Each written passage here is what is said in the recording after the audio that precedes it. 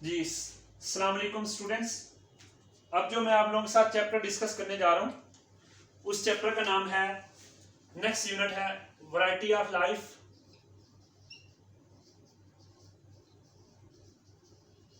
तो मैं आपको पढ़ा रहा हूँ वैरायटी ऑफ लाइफ, लाइफ की वैरायटी।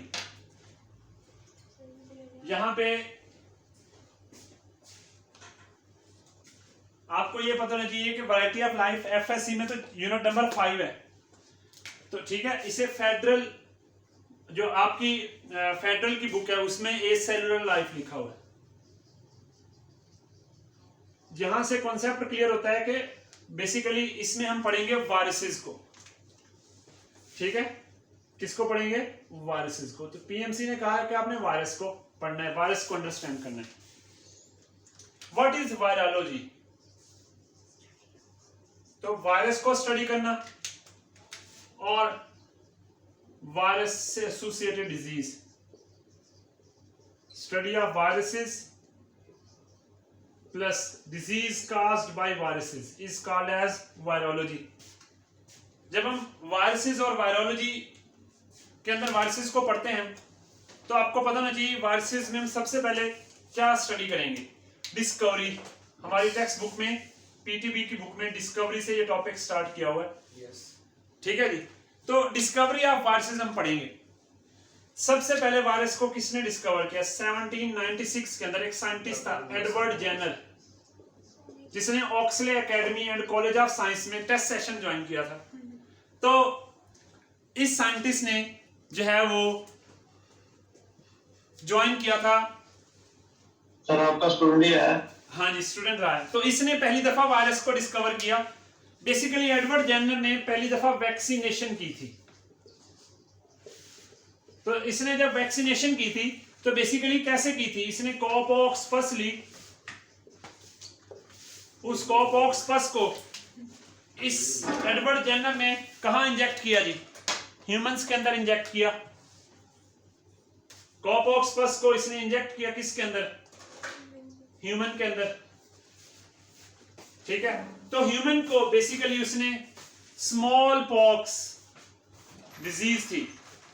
कॉपॉक्स पस में बेसिकली कॉपॉक्स वायरस होता है।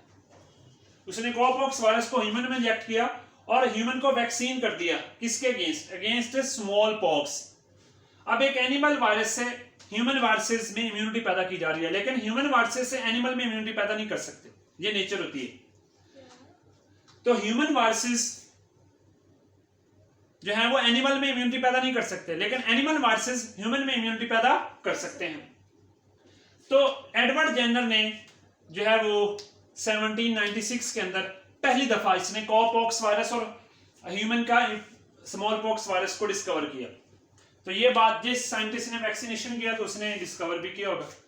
फिर नेक्स्ट साइंटिस्ट था 1884 के अंदर, चार्ल्स चैम्बरलैंड। इसने कहा वायरसेस जो होते हैं वो स्मॉलर देन बैक्टीरिया होते हैं।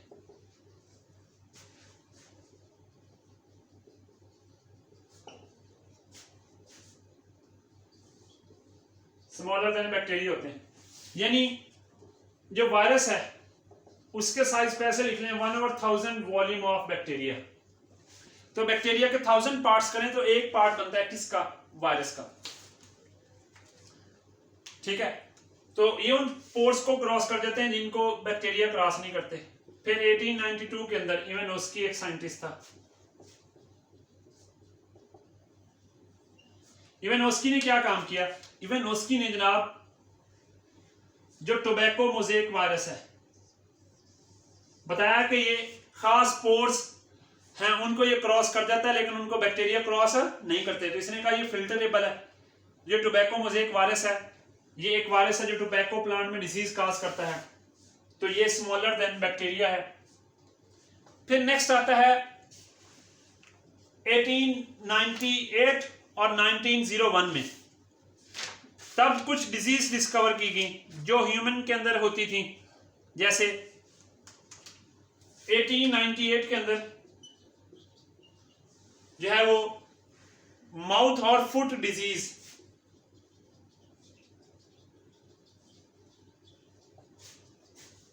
कि एजेंट का पता चला। ऐसे ही 1901 के अंदर एक डिजीज जिसे आज हम हेपेटाइटिस भी कह सकते हैं, येलो फीवर, कि एजेंट का पता चला, तो वायरसेस डिस्कवर हुए। फिर एक मेजर साइंटिस्ट था 1935 में, उसने बहुत अहम किरदार अदा किया। क्या नाम था जी? स्टैनले। ठीक है जी। स्टैनले एक साइंटिस्ट था, उसने सुंदस नवाज के साथ मिलकर काम किया ऑक्सले की लैब में, और जो है ये स्टैनले साइंटिस्ट था जिसने फर्स्ट टाइम जो है वो क्या किया, क्रिस्टलाइज किया। किस चीज को क्रिस्टलाइज किया? टोबैको मोज़ेक वायरस को। तो क्रिस्टलाइज करने से क्या पता चला? पहली दफा पता चला केमिकल नेचर किसकी? Of virus. तो केमिकल नेचर ऑफ वायरस पहली दफा जो पता चली वो क्या थी? क्रिस्टलाइज किया पहली दफा टोबैको मोज़ेक वायरस के क्रिस्टल्स बनाए। ठीक है, तो उससे उन्हें केमिकल नेचर को स्टडी किया, तो उससे पता चला वायरसेस बेसिकली दो चीजों के बने होते हैं, एक प्रोटीन कोड और दूसरा जीनोम जो कि न्यूक्लिक एसिड होता है। ये दोनों चीजें किसको बनाती हैं? बेसिकली ये वायरस को बनाती हैं। तो अब जो है वायरसेस के बारे में हम डिस्कस करते हैं। ओल्ड टाइम में, पुराने वक्त में वायरसेस किसको कहा जाता था? ओल्ड टाइम में वायरस क्या था? वायरस कुछ और नहीं था। At the time of Lewis pasture and Robert Koch, virus कहते थे एक पॉइजन जो कि डिजीज काज करता है। तो पुराने टाइम में वायरस किसको कहते थे? पॉइजन को।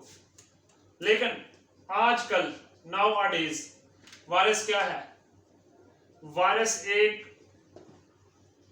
समझा जाने वाला पैथोजेनिक जो डिजीज काज करता है। कैसे? आज के दौर में वायरस क्या है? वायरस आज के दौर में ऐसे समझेंगे, इट हैज फॉलोइंग कंपोनेंट्स।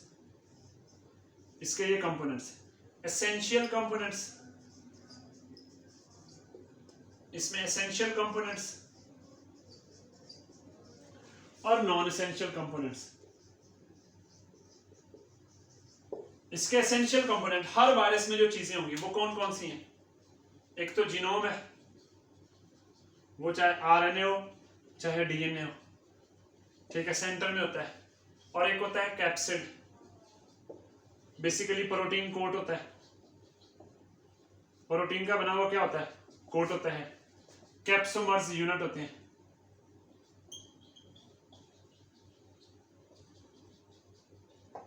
तो किस में? कैप्सिड्स में। तो बेसिकली ये इसके एसेंशियल कंपोनेंट है। दुनिया के हर वायरस में ये कंपोनेंट्स होंगे। नॉन एसेंशियल क्या है जी? इनवेलप। अब ये इनवेलप क्या है ये भी समझाऊंगा। ऐसे ही स्पाइक्स,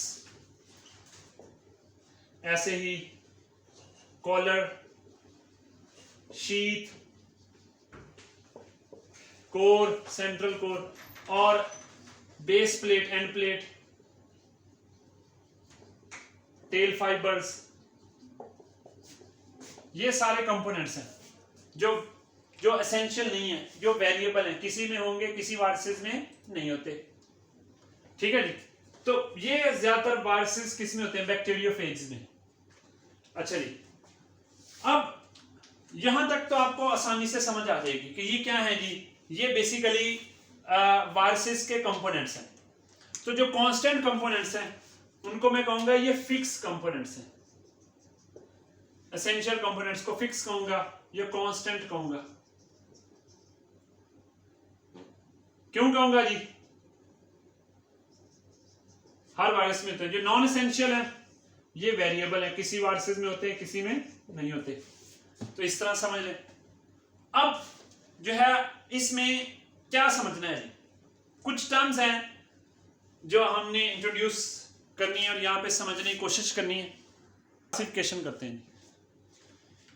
तो क्लासिफिकेशन किस बेस पे करेंगे हमने वो समझना है। सबसे पहले हम बेस होस्ट की बेस पे क्लासिफिकेशन करते हैं। वायरसेस कौन कौन से होते हैं?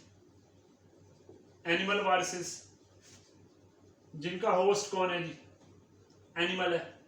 प्लांट वायरसेस जिनका होस्ट प्लांट है। माइकोवायरसेस जिनका होस्ट फंजाई है।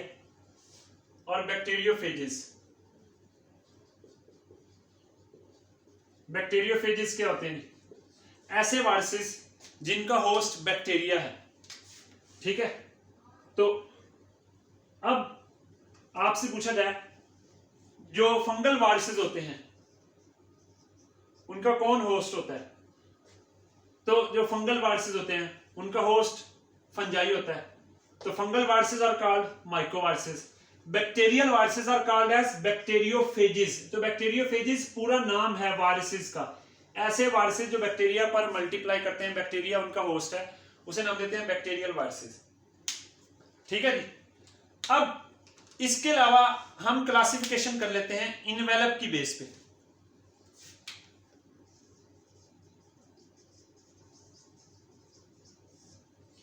तो दो तरह के वायरसेस हैं इनवेलप की बेस पे, नेक्ड वायरसेस और इनवेलप्ड वायरसेस। नेक्ड होते हैं जिनके ऊपर इनवेलप नहीं होता, इन्हें कहते हैं नॉन इनवेलप्ड। जैसे polio virus. Enveloped that have enveloped. What is enveloped? अब मैं इनवेलप को समझा देता हूं। अब इनवेलप एक डिटेल कॉन्सेप्ट है। फेडरल की बुक ने इनवेलप को कुछ और कहा है। ठीक है जी। बेसिकली इनवेलप क्या है? इट इज फास्फोलिपिड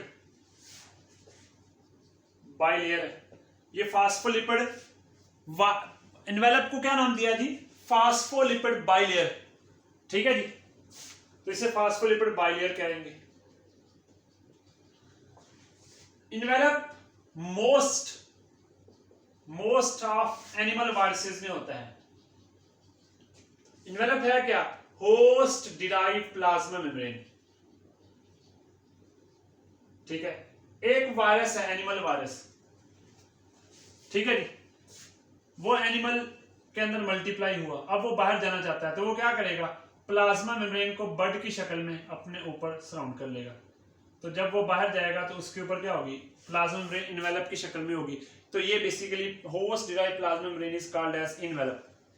ठीक है जी। तो बेसिकली इसके ऊपर स्पाइक्स होती हैं। इनवेलप के ऊपर स्पाइक्स होती हैं, इन्हें मैं स्पाइक्स कहूंगा। ठीक है, तो इसके ऊपर क्या होती है? It has spikes. ये स्पाइक्स क्या है? बेसिकली नॉर्मल इनको प्रोटीन कहते हैं, लेकिन एक्चुअल में ये ग्लाइकोप्रोटीन्स हैं। प्रोटीन और ग्लाइकोजन से मिलती हैं तो ये ग्लाइकोप्रोटीन होती हैं। स्पाइक्स बेसिकली अटैचमेंट में काम करती हैं। तो ये रिसेप्टर से जाके बाइंड होती हैं, रिसेप्टर बाइंडिंग डोमेन होती हैं, रिसेप्टर से बाइंड करती हैं। जैसे एक HIV वायरस है तो उसके ऊपर ऐसे स्पाइक्स हैं, तो वो जाके उनके रिसेप्टर होते हैं होस्ट सेल पर, जहां पर उन्होंने बाइंड होना था, उन्हें कहते हैं CD4 रिसेप्टर। तो CD4 रिसेप्टर पे बाइंड करती हैं स्पाइक्स।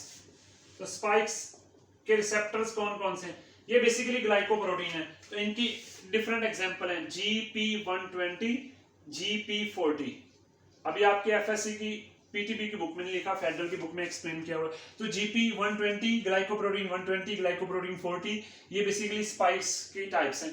तो ये इन अटैच होती हैं, तो कहां पे जाकर अटैच होती हैं? रिसेप्टर्स पे। इनके रिसेप्टर्स कौन है जहां पे अटैच होती हैं? CD4 रिसेप्टर्स हैं, CD5 रिसेप्टर हैं, CD8 रिसेप्टर्स हैं। ठीक है, तो क्लस्टर ऑफ डिफरेंशिएशन है। तो देयर आर मेनी रिसेप्टर्स जहां पर जाकर ये जो है वो बाइंड होती हैं। कौन? स्पाइक्स। ठीक है, तो ये जो रिसेप्टर्स हैं ये लाजमी है ये होस्ट सेल पर होने चाहिए। ठीक है, तो रिसेप्टर हमेशा होस्ट सेल पर होते हैं, must be on host cell. तो रिसेप्टर्स हमेशा होस्ट सेल पर होते हैं, तो ये होस्ट सेल पर जाकर बाइंड करते हैं। ठीक है बेटे, अब यहां पर जो है वो एक और अहम बात है कि जो वायरसेस इनवेलप रखते हैं उन्हें हम नाम क्या देंगे? इनवेलप्ड। जिन पे इनवेलप नहीं होता उन्हें नाम क्या देते हैं हम? Naked viruses. उन्हें हम नाम क्या देते हैं, नेक्ड वायरसेस। ठीक है जी। अब नेचर ऑफ वायरसेस की बेस पे भी हम क्लासिफाई कर सकते हैं। कुछ वायरसेस सिंपल होते हैं, कुछ कॉम्प्लेक्स होते हैं। ठीक है, इसकी एग्जांपल्स फर्दर हम डिस्कस कर लेंगे। तो जीनोम की बेस पे भी क्लासिफाई किया जा सकता है।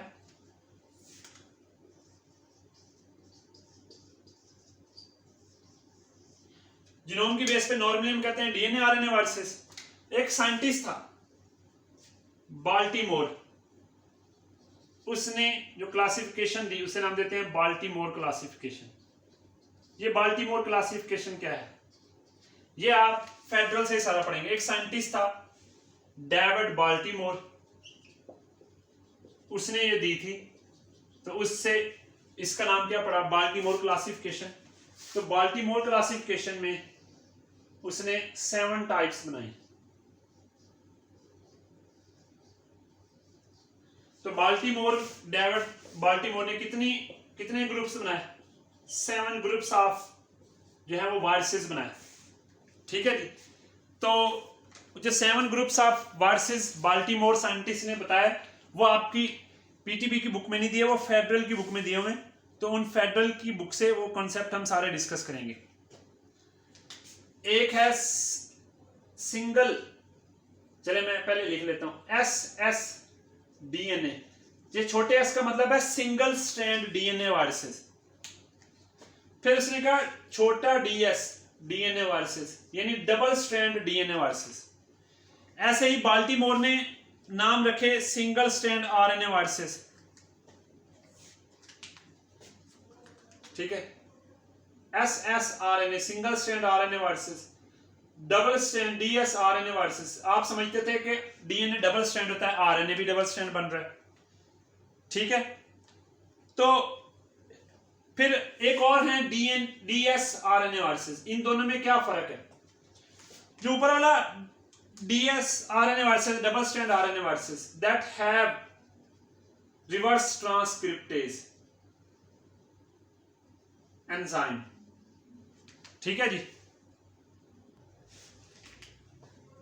जो dsRNA viruses double strand RNA रखने वाले, दे हैव रिवर्स ट्रांसक्रिप्टेज। तो इसके लिए हम ऐसे लिख लेते हैं, दे हैव आरटी। आरटी का मतलब रिवर्स ट्रांसक्रिप्टेज। ये वाले DS do not have RT, यानी इनके पास रिवर्स ट्रांसक्रिप्टेज नहीं होता, इनके पास रिवर्स ट्रांसक्रिप्टेज होता है, तो इनके नाम है डबल स्ट्रैंड। अब है एसएस आरएनए वायरसेस, ये भी एसएस आरएनए वायरसेस। फर्क क्या है, इसको क्या देते हैं नेगेटिव, इसको क्या देते हैं पॉजिटिव। फर्क क्या है, जो नेगेटिव एसएस आरएनए वायरस है, ठीक है जी, इसमें ये होता है कि जो आरएनए है ये क्या करता है, एक्ट एज टेम्पलेट। ये किसके तौर पे काम करता है, टेम्पलेट के तौर पे। और पॉजिटिव एसएसआरएनए वायरस किसको नाम दिया है, जिसमें जो वायरस का जीनोम है RNA directly act as messenger RNA. अब मेरी बात ध्यान से सुनिए, एक वायरस होस्ट सेल में गया, ठीक है, ये वायरस का आरएनए है, आरएनए ऑफ वायरस, ये होस्ट सेल में गया। अब ये आरएनए क्या बनाएगा, डीएनए, और जाके होस्ट के क्रोमोसोम में लग जाएगा। ठीक है, जब होस्ट क्रोमोसोम में लग जाएगा तो वहां से आरएनए बनेगा नया, उस आरएनए से क्या बनेगी, प्रोटीन। ठीक है, इसका मतलब ये है माइनस एसएस आरएनए, यानी जिनका आरएनए एज ए टेम्पलेट के तौर पे काम करता है, डायरेक्ट प्रोटीन सिंथेसिस नहीं करता, बल्कि आरएनए से डीएनए बनाता है, डीएनए बना के होस्ट के न्यूक्लियस में भेजता है, न्यूक्लियस में जाके उससे दोबारा आरएनए बन जाता है, उस आरएनए से आगे प्रोटीन बनती है। जबकि इसका आरएनए क्या करता है, सेल में गया और डायरेक्टली राइबोसोम के पास जाके क्या बना देता है, प्रोटीन्स। ठीक है, तो इसे कहते हैं ये डायरेक्टली मैसेंजर आरएनए के तौर पे काम करता है। ये डायरेक्टली नहीं करता, ये पहले डीएनए बनाता है, फिर डीएनए से क्या बनाएगा, यानी इससे क्या बनेगा, डीएनए, उस डीएनए से क्या बनेगा, आरएनए, उस आरएनए से आगे क्या बनेगी, प्रोटीन्स। डीएनए से आरएनए बनकर राइबोसोम के पास जाएगा, तो ये माइनस है। पॉजिटिव असेसमेंट डायरेक्ट इस्तेमाल हो रहा है, कहां इस्तेमाल हो रहा है कि वो डायरेक्ट मैसेंजर आरएनए के तौर पे काम करेगा, जैसे ही सेल में जाएगा डायरेक्ट प्रोटीन बनाना शुरू करेगा। तो इस तरह से ये जो क्लासिफिकेशन है ये बाल्टीमोर क्लासिफिकेशन कहलाती है। ये 7 ग्रुप्स बनाए थे डेविड बाल्टीमोर ने। तो इस तरह से हम इस क्लासिफिकेशन को अंडरस्टैंड करते हैं। हम डिस्कस कर रहे थे क्लासिफिकेशन। तो क्लासिफिकेशन किस बेस पे की जा सकती है? कैप्सोमर्स की बेस पे। नंबर ऑफ कैप्सोमर्स, एक वायरस है उसमें नंबर ऑफ कैप्सोमर्स 62 है, एक है उसमें 252 है, जिसमें 162 है वो है हर्पस वायरस। और ये जो वायरस है ये है एडिनो वायरस। इस बेस पे भी क्लासिफिकेशन की जा सकती है। अब जो इंपॉर्टेंट क्लासिफिकेशन है वो किस बेस पे है? वो है शेप की बेस पे। Classification of viruses on the basis of shape. ठीक है जी। तो शेप की बेस पे हम क्लासिफिकेशन करते हैं। स्टूडेंट्स, ये आपको जो स्क्रीन पे लिखी नजर आ रही हैं ये शेप की बेस पे वायरसेस की टाइप्स हैं। ये ब्लू वाली ये आपकी पीटीबी की बुक में दी है, ये वाली फेडरल की बुक में दी है। कुछ और भी फेडरल की बुक में टर्म्स इंट्रोड्यूस करवाई हैं, वो मैं आपको साथ साथ इलेबोरेट कर देता हूं। वैक्सीनिया वायरस कैसा होता है? ये ऐसा वायरस होता है इसके अंदर डिफरेंट साइज के फ्रेगमेंट्स मौजूद होते हैं। तो आपकी बुक में जो डायग्राम बनाई है आपने ऐसी डायग्राम बनानी है। आपको डायग्राम्स आ सकती हैं आइडेंटिफिकेशन के लिए। ठीक है जी। तो इसे वैक्सीनिया वायरस कहते हैं। पैरामिक्सो वायरसेस बेसिकली इस तरह के होते हैं। पैरामिक्सो वायरसेस 2 तरह के हैं, एक हैं जी मम्प्स और एक हैं जी मीजल। ठीक है जी। जो मम्प्स वायरस है ये तो पीटीबी की बुक में बताया है। जो मीजल है उसको बताया है फेडरल की बुक में। तो जो मीजल वायरस है, मीजल शेप वायरस, उसको बेसिकली बटन शेप वायरस भी कहते हैं। इसका दूसरा नाम क्या है? Button shape virus. ठीक है। तो पैरामिक्सो वायरसेस जो है वो हमारी बुक में बनाए हुए हैं। ठीक है जी। तो ये स्फेरिकल बनाया हुआ है मम्प्स वायरस। इस तरह से गोल सा बना के इसके अंदर जो है डिफरेंट फ्रेगमेंट्स में जीनोम बनाया हुआ है। ठीक है, ऐसे करके जीनोम बनाया हुआ है।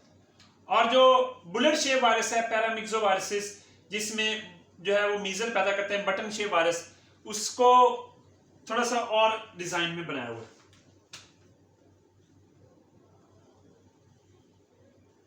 ऐसे करके इसके ऊपर छोटे छोटे स्पाइक्स हैं। तो इसका जीनोम भी उसकी तरह ही है, ऐसे करके। ठीक है जी। फिर आता है herpes virus. Icosahedral herpes virus.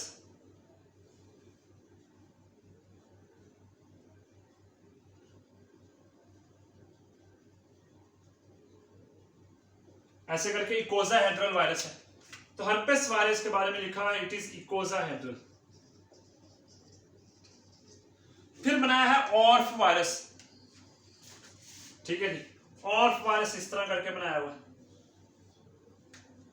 खास अंदाज में।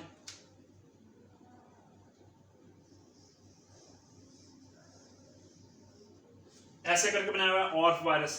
रेब्डो वायरस, बेसिकली ये रेबीज वायरस होते हैं, इसे बुलेट शेप वायरस कहते हैं। ये रेबीज काज करते हैं, ये बुलेट शेप होते हैं, बुलेट जैसे होते हैं। तो बुलेट जो होती है वो ऐसे करके होती है।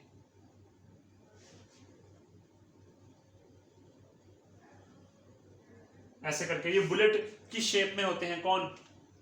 जो होते हैं रेब्डो वायरस। ठीक है जी। तो हमारी बुक में इनको ऐसे करके ड्रा किया हुआ है और इसमें ऐसे करके जीनोम को शो किया हुआ। ठीक है जी। तो ये बुलेट वायरस होते हैं। टी इवन कोलीफेज वायरस होते हैं। ठीक है, ये ऐसे होते हैं।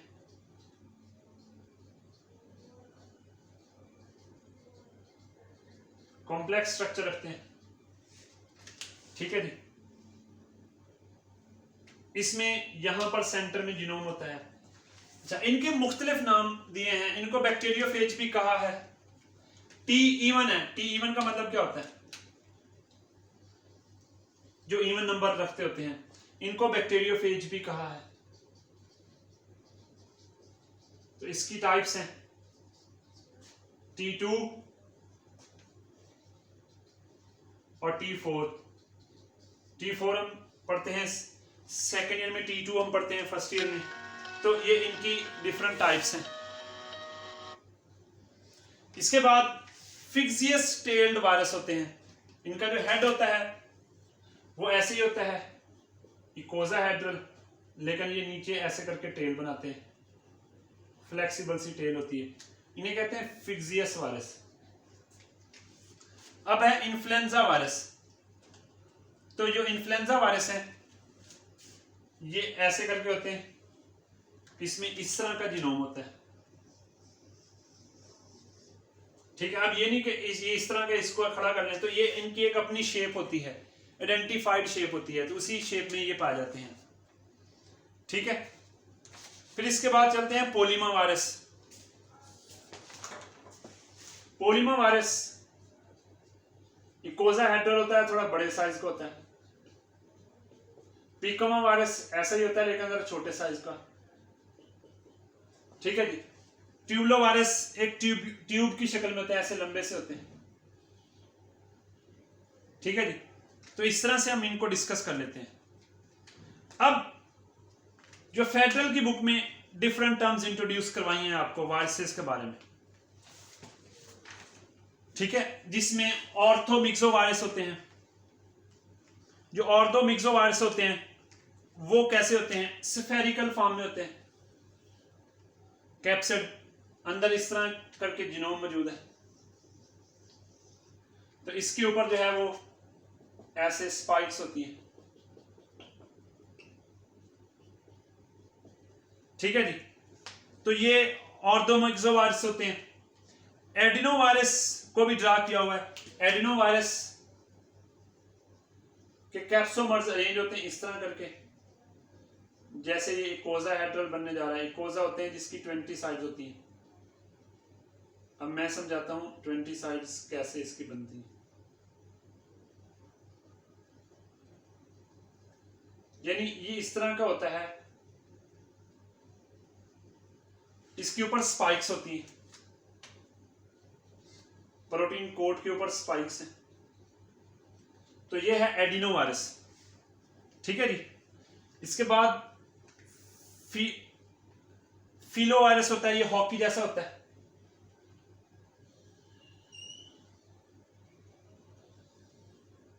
ठीक है, ये फिलो वायरस है।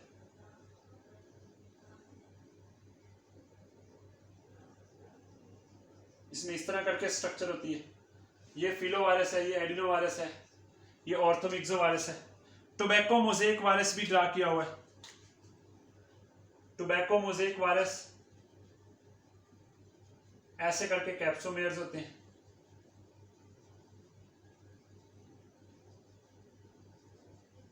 स्पेरिकल फॉर्म में, और यहां पर जो है ना वो आरएनए होता है ऐसे करके, इसे कहते हैं आरएनए। तो ये टोबैको मोज़ेक वायरस है। अब पॉक्सी वायरस रह गए। तो पॉक्सी वायरस जो है वो इस तरह करके होते हैं, इसके ऊपर इस तरह करके ये सारा कैप्सिड होता है जो कैप्सोमर्स का बना होता है।